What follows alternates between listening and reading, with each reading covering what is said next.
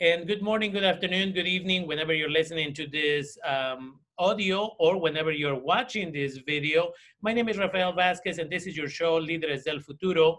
And today I have the privilege and opportunity to interview Dr. Luis Sayas, who has been doing a lot of work in regards to issues of suicidal ideation among Latina teens.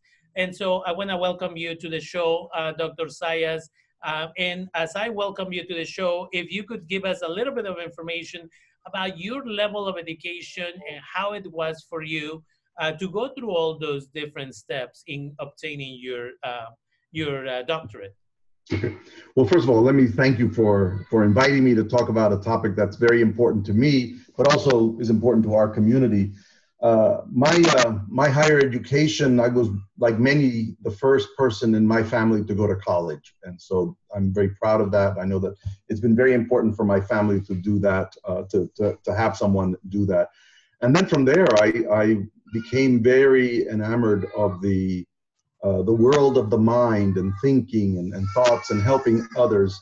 And in the background is my granddaughter, so it's Yeah. pardon me. But anyway, so I knew that I wanted to help people in my career. And so I went on to get a master's in social work and a PhD in developmental psychology, because I really like to watch how people grow and develop and change in their personality forms. And those were all done in New York. I did my undergraduate and graduate in New York after getting there from Puerto Rico.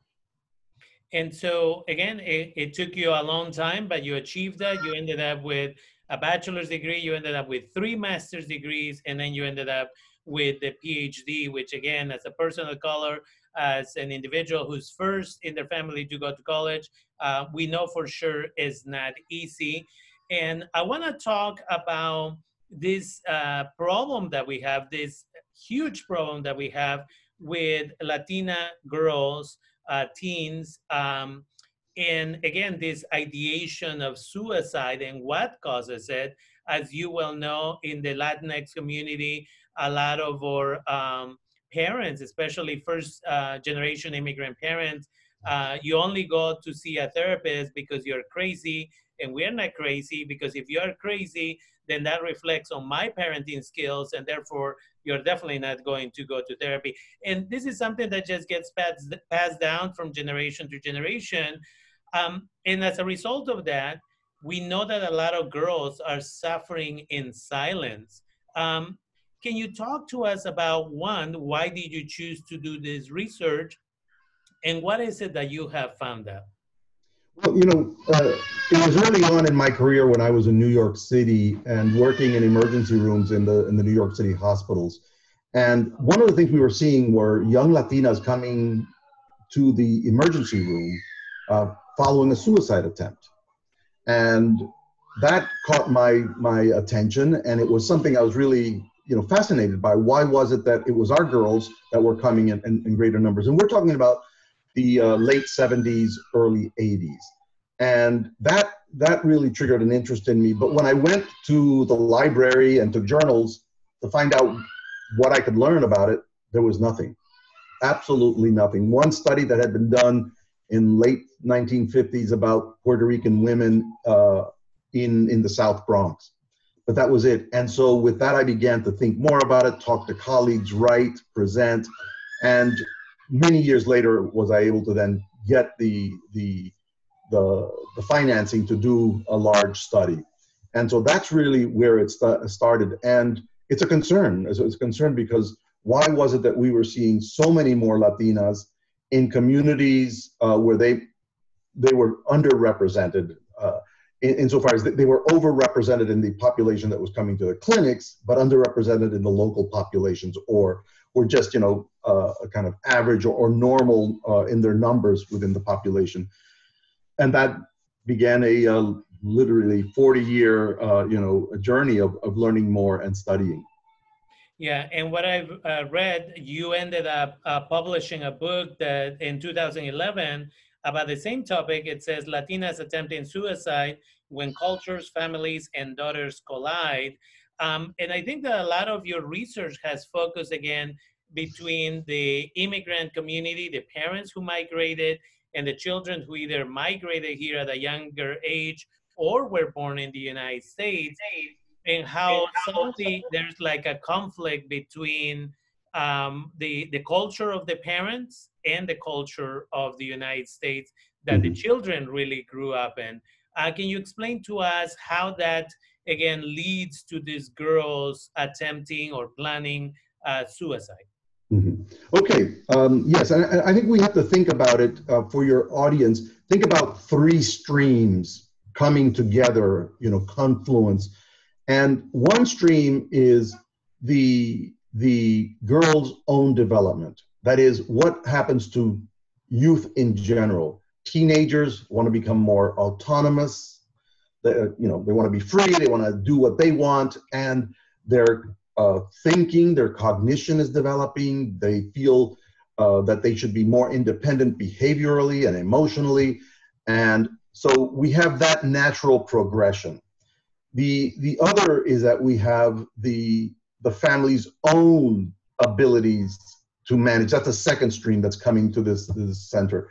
The family's own ways of dealing with their children, bringing up their kids, and the influence of their culture of origin, right, on this, which brings us to the third stream, which is the kind of the cultural background that these parents bring, and that all comes together because the girl is growing up in one culture, the mainstream American culture, right? The parents, in most cases, spent their adolescences back in a home country, Mexico, the Dominican Republic, Venezuela, wherever, and so they have two very different cultural perspectives.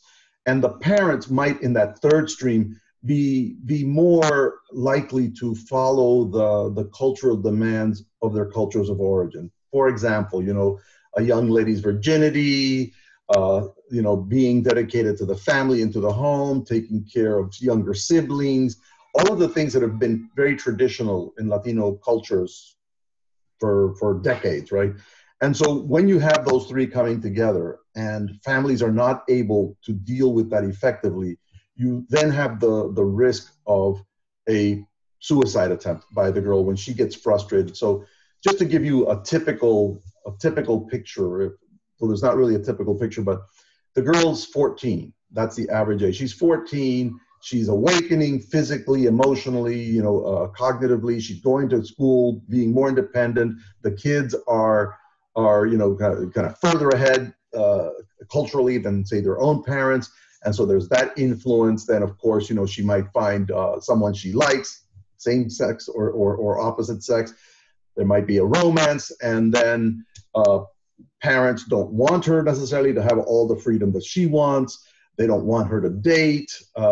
They're saying, no, you have to stay home. And she's saying, no, I need that freedom. And the parents are saying, no, because in our culture, in our family, girls don't do that. The parents are following a certain pattern of socialization of the girls for females in the culture. And that's when we run into the clash, the potential clash, if the parents particularly don't understand how to deal with the daughter. And that's where, it requires a level of flexibility and adaptation or adaptiveness by the parents, where they can understand that their adolescence is different from their daughter's adolescence, two different places, that this is a very natural human developmental stage in adolescence. And that rather than to clamp down on the girl and become rigid about their beliefs and how the girl should act, they need to be more understanding and engage in more communication. And that's really, without that, it could risk the suicide attempt. And often those attempts are pretty spontaneous, impulsive, but they come with a long history of this kind of growing, mounting tension, the girl wanting to be freer, do her own thing, and the parents saying no. And without resolution, that creates the conditions for a suicide attempt.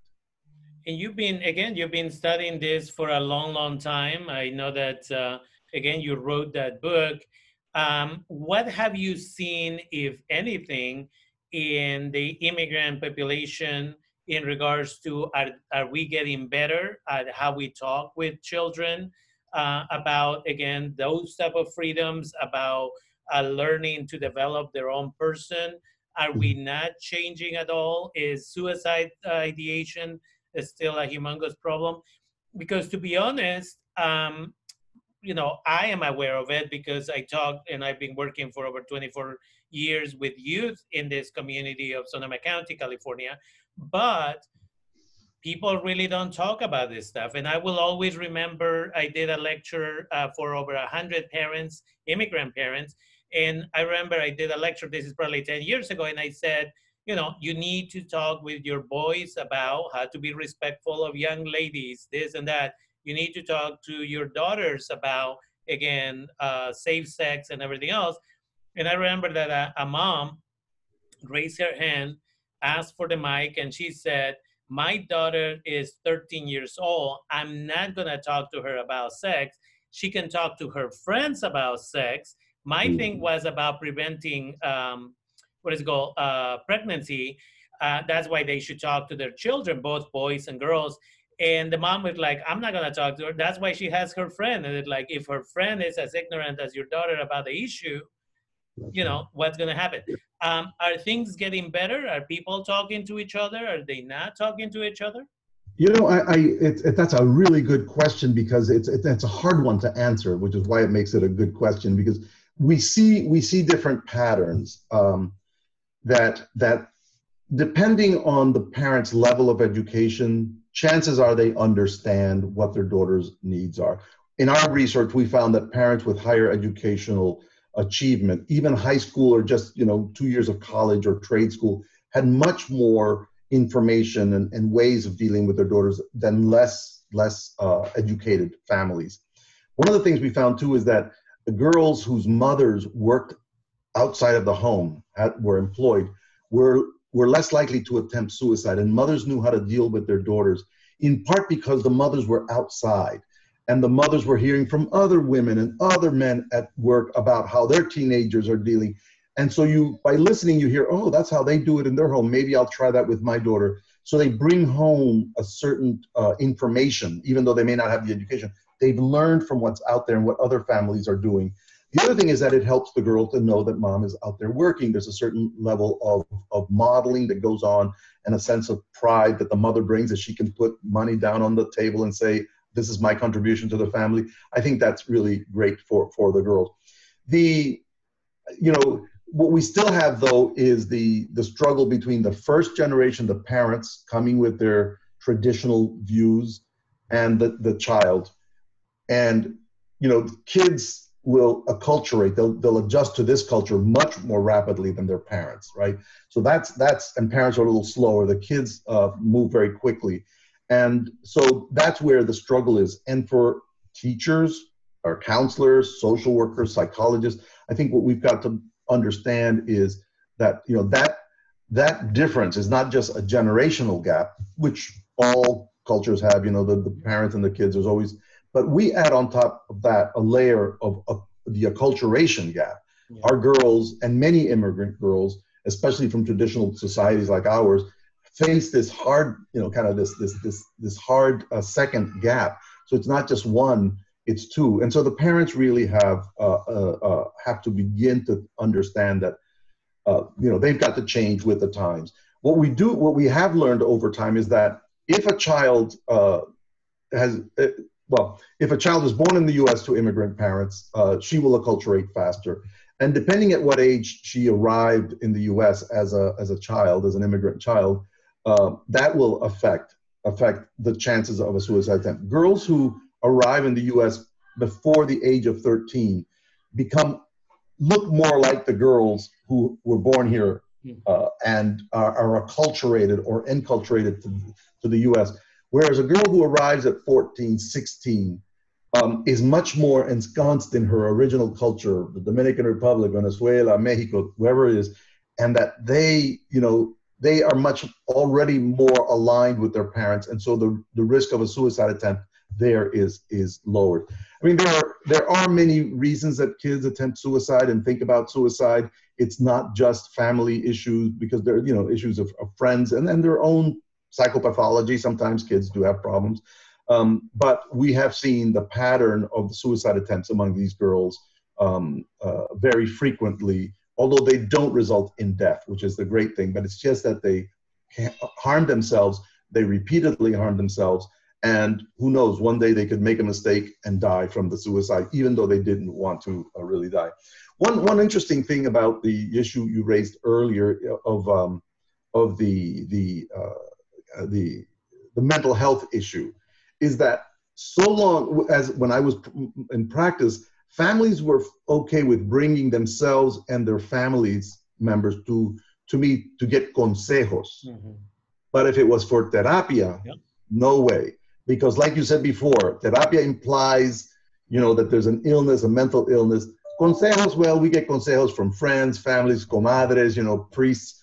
And okay, so I go to a mental health person who gives me consejos. So, we need as professionals to work with the client where the client is and be able to understand if that's what gets me through to help this family communicate better. You could call it Apple, and that's fine. It doesn't matter what you call it. I think it's the position that we take with respect to our clients and their needs. Definitely, and that brings me, I am the president of the board of a nonprofit organization, Humanidad Therapy and Educational Services. And one of our greatest developments, I guess, is a very small nonprofit organization that offers therapy or counseling. And one of our greatest developments has been convivencias. Convivencias is just where we bring the food and we just put the food here on the side. And as a result of that, all this, usually we work with people 18 or older, but these families or these individuals show up, and then we just call it convivencia instead of therapy, and it's group therapy, but in reality it's just convivencia because they are used to doing that, right? Or families are used to the carne asada, and then we get together and we chismear a little bit. And then when you leave, you feel so much better because you let that stuff out. Or one of the other things that we know from patriarchal societies like many of ours is when the husband would go out to work in the field, he's talking to other men about how frustrated they are either with the children, with the spouse, whatever the situation is. And when they come home, right, they are feeling semi-okay.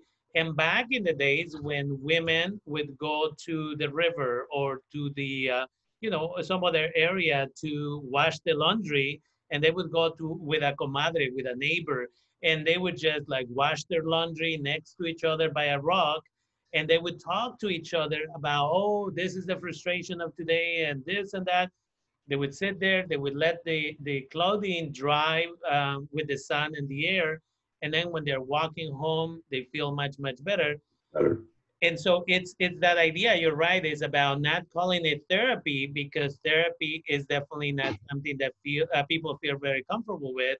But if you just call it consejería, perfectly acceptable. Yeah. And in our situation, again, we call it convivencia.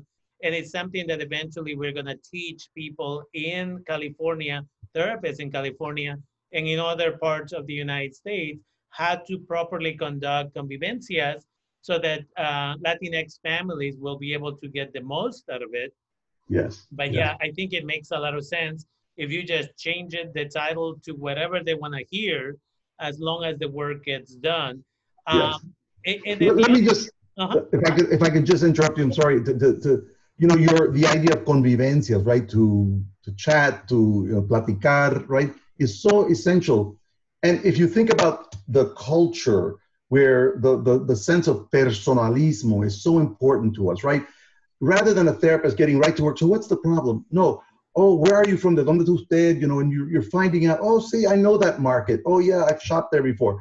You're building a personalized relationship. Then you can be engaged, and then with personalismo, and that comes confianza, right? The trust.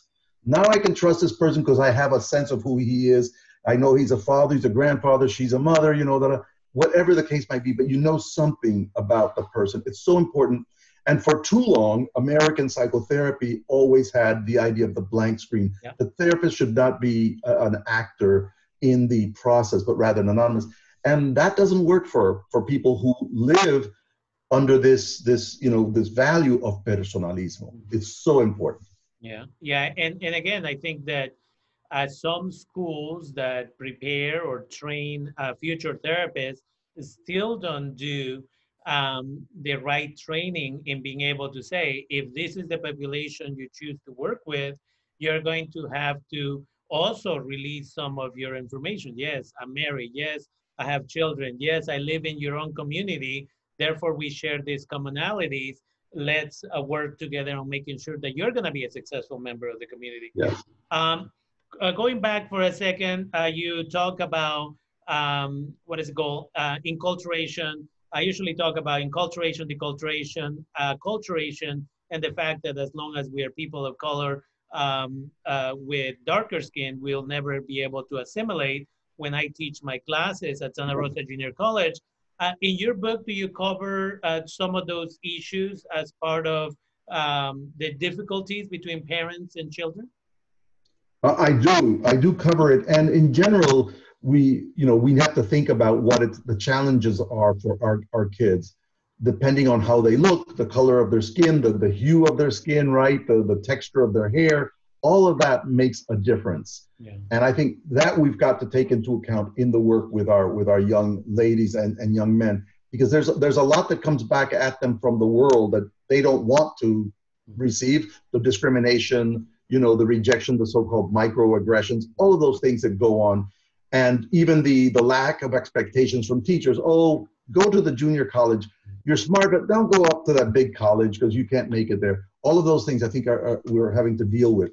But now, where you and I are now talking through this online means, I think we have to think and talk about what the pandemic has done to the young adolescent mind, right? Here in a stage in life when they want to break open, right? When they want to express themselves, dress the way they want, do what they want, they are now being told you've got to stay home for health reasons. And I think we are at a moment in history where it's the mental health of our kids is especially precarious, all right? And if you think about the majority of Latino families who don't have the means for a large home and lots of Wi-Fi and game this and game that and yards that kids can spend countless hours in, I think there we have a greater danger in what is happening or what is being caused by the lockdown, this pandemic. So we've got to be extra, attentive to that situation. Yeah, and again, for me, it's important to have this conversation on the day that is World Suicide Prevention Day, which is the 10th of September, because I'm seeing it on a regular basis. I work with youth, both high school and college age youth, and again, the level of depression that we are seeing with them. They just some of their questions about how much longer is this going to take, and the answer is we don't know, and we cannot allow politics to dictate how long it's going to take. It's going to take however long it's going to take. The issue for us at the moment in Sonoma County, California, again, is we have the pandemic, but we have the fires. Yes. And 2 days ago, we had an earthquake. It was a small earthquake, but still, again, it just keeps adding and adding to this thing. And then, so we say to the youth, as you said, stay home, don't go outside because there's all this crazy stuff happening outside. And then they say, but the fires might get to you, so you might end up having to go outside. So come up with plan B where you're going to be safe well when you go outside. And then again, it just adding and adding and adding. And I go back to the cultural piece. Girls don't talk with their parents. And so here is where I come to you and say, what are your suggestions as to how parents can begin conversations with their youth, boys, girls, about, feelings and, how do you engage into that dialogue with kids when Mm-hmm. maybe as a first generation immigrant, you're not used to going and hugging your boys, hugging your girls after a certain age. I know, and I speak about this on my own book, about the fact that fathers, often after the age of 6 or 7, they don't hug their boys, they don't give them kisses on the cheek because it might turn them gay. Um, how do you now re-engage with your children?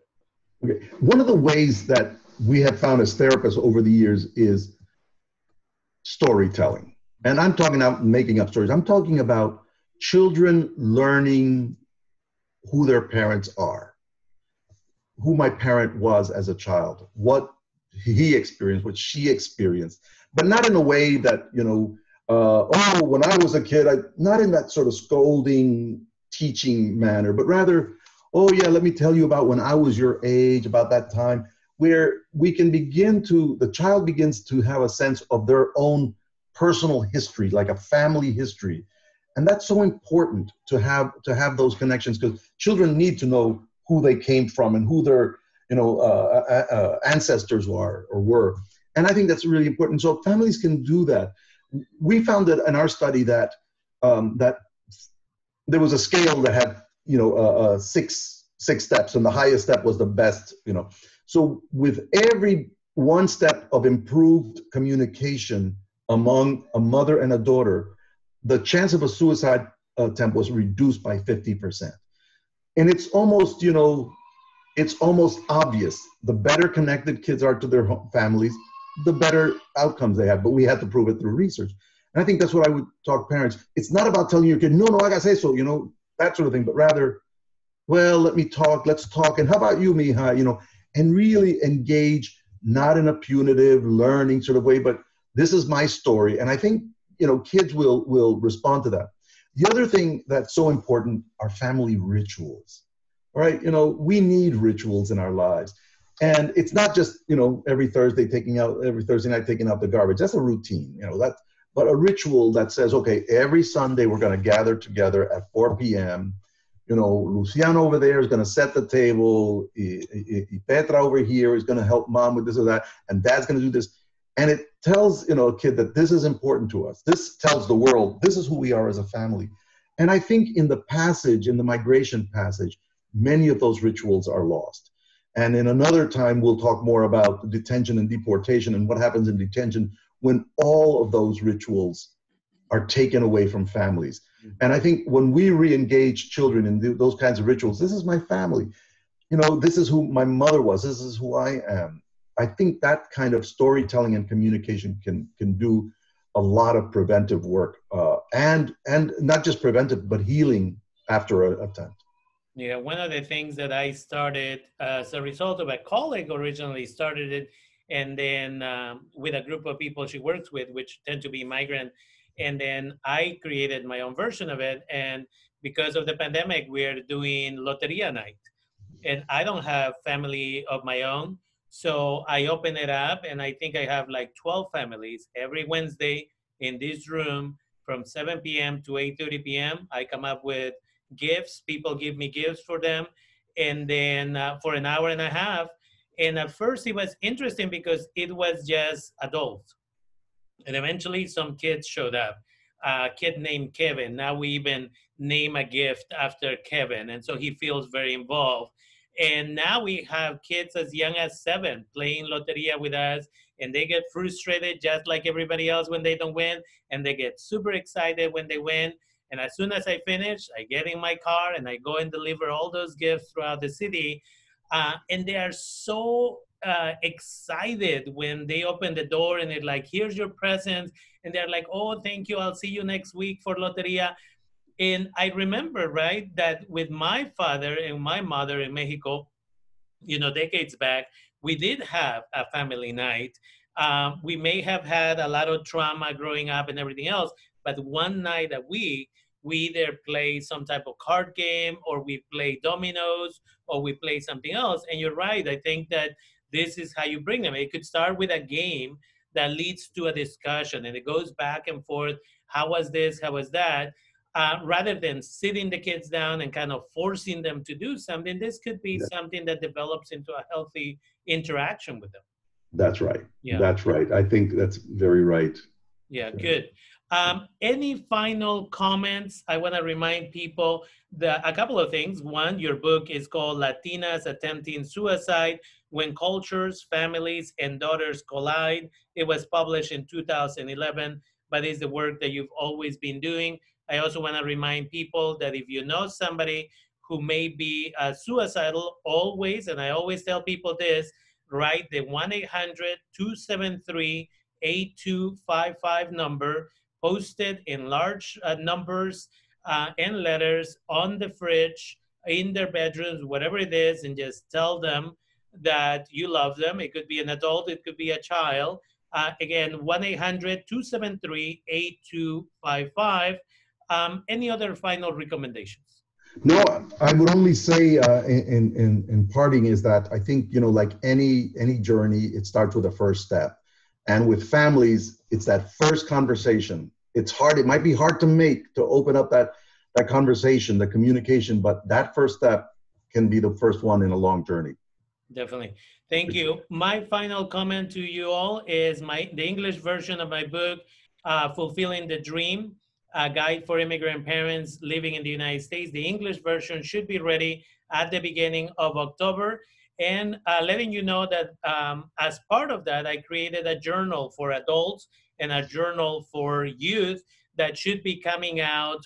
You'll be able to get it on Amazon and other major stores. This is where it's a little bit of a guiding journal where on the seventh day, you'll get a little bit of direction, a little bit of, again, an ability to check in with yourself. And I did it multiple times throughout the process. So again, that should be ready starting the week of the 15th of September. And with that, I want to thank you for taking the time and being with me today. I'm grateful for all the work that you've done, and I'm grateful for being able to talk to somebody who has dedicated so much time to try and understand and then educate people about something that, again, people are not willing to talk about, but that we must talk about. Again, Dr. Sayas, thank you for taking the time. Thank you very much.